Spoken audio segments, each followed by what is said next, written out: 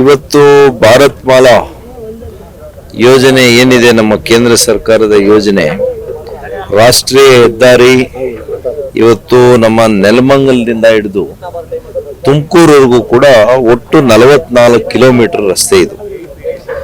2,000 ಕೋಟಿಗೂ ಹೆಚ್ಚು ಅನುದಾನದಲ್ಲಿ ಇವತ್ತು ಈ ಅನುದಾನವನ್ನು ನಾವು ಮಾಡ್ತಾ ಇದ್ವಿ. ನಮ್ಮ ಲೋಕಸಭಾ ವ್ಯಾಪ್ತಿ ಎಷ್ಟು ಬರುತ್ತೆ ಅಂತಂದ್ರೆ 24 ಕಿಲೋಮೀಟರ್ ಬರುತ್ತೆ.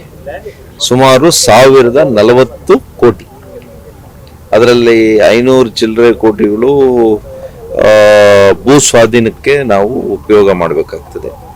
ಮಾಡಿದ್ದಾರೆ, ಈಗ ಭೂ ಸ್ವಾಧೀನಕ್ಕೆ ಅಷ್ಟು ಹಣವನ್ನು ವ್ಯಯ ಮಾಡಿದ್ದಾರೆ, ಖರ್ಚು ಮಾಡಿದ್ದಾರೆ. ಇನ್ನು ಮಿಕ್ಕಿರ್ತಕ್ಕಂಥದ್ದು ಈ ರಸ್ತೆಯನ್ನು ನಿರ್ಮಾಣ ಮಾಡಲಿಕ್ಕೆ, ಅಭಿವೃದ್ಧಿ ಮಾಡಲಿಕ್ಕೆ ಮಾಡಿದ್ದಾರೆ. ಒಟ್ಟು 8 ಲೇನ್ ಮತ್ತು ಆಜುಬಾಜು ಸರ್ವಿಸ್ ರಸ್ತೆ. ಒಟ್ಟಾರೆಯಾಗಿ ನಮಗೆ ಮಾಹಿತಿ ಇರುವಂಥದ್ದು 12 ಲೇನ್ಸ್. ಇದು 12 ಲೇನ್ಸ್ ರಸ್ತೆ ಆಗ್ತಾ ಇದೆ. ಇದು ಒಂದ್ ಸೈಡ್ ಮಿನಿಮಮ್ಮು 5 ಲೇನ್ ಈ ಕಡೆ, 5 ಲೇನ್ ಆ ಕಡೆ, ಮತ್ತು ಸರ್ವಿಸ್ ರೋಡು 2 ಲೇನ್ ಬರ್ತದೆ.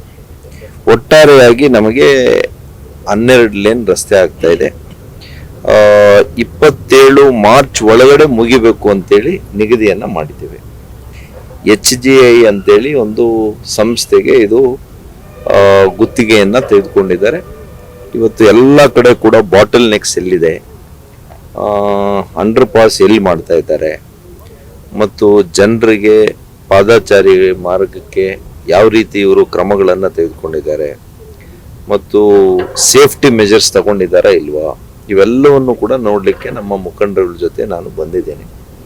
ಮತ್ತು ಸಂಬಂಧಪಟ್ಟಂತ ಎಲ್ಲ ಹಿರಿಯ ಅಧಿಕಾರಿಗಳು, ಪ್ರಾಜೆಕ್ಟ್ ಡೈರೆಕ್ಟರಿಂದ ಕೂಡ ನನ್ನ ಜೊತೆಯಲ್ಲಿದ್ದಾರೆ, ಶರ್ಮಾ ಅಂತೇಳಿ. ಸೊ ಅವ್ರಿಗೂ ಕೂಡ ಎಲ್ಲ ವಿಷಯವನ್ನು ತಿಳಿಸಿ ಕೆಲವು ಸೂಚನೆಗಳನ್ನು ಕೊಟ್ಟಿದ್ದೀವಿ, ಕೆಲವು ಸಲಹೆಗಳನ್ನು ಕೊಟ್ಟಿದ್ದೀವಿ. ಮತ್ತು ಸರ್ಕಾರಿ ಶಾಲೆಗಳು ಎಲ್ಲಿದೆ ಅಲ್ಲಿ ಸ್ವಲ್ಪ ಅವ್ರಿಗೆ ತಕ್ಷಣ ಅವ್ರಿಗೆ ಅನುಕೂಲ ಮಾಡಿಕೊಡ್ಬೇಕು ಅಂತ ಕೂಡ ಹೇಳಿದ್ದೀವಿ. ಮತ್ತು ಯಾವುದೇ ರೀತಿ ಇಲ್ಲಿ ರಸ್ತೆ ಕಾಮಗಾರಿಯಿಂದ ಅಪಘಾತಗಳಾಗಬಾರ್ದು, ಅದಕ್ಕೆ ಬೇಕಾದಂಥ ಎಲ್ಲ ಮುನ್ನೆಚ್ಚರಿಕೆ ಕ್ರಮಗಳನ್ನು ನೀವು ತಗೋಬೇಕು ಅಂತೇಳಿ ನಿರ್ದೇಶನವನ್ನು ನಾನು ಮಾಡಿದ್ದೇನೆ. ಈಗಾಗಲೇ ಸೂಚನಾ ಫಲಕಗಳಿಲ್ಲದೆ ಮತ್ತೆ ಅದೆಲ್ಲ ಗಮನ ಮೋಟರಬಲ್ ಮಾಡದೇ ಕಾರಣದಿಂದ ಸಾಕಷ್ಟು ಅಪಘಾತಗಳು ಪ್ರತಿದಿನ ಸಂಭವಿಸ್ತದೆ. ತಿಂಗಳಿಗೆ 20 ರಿಂದ 30 ಸಾವುಗಳು ರಸ್ತೆ ಅಪಘಾತ. ಅದಾಗಬಾರದು.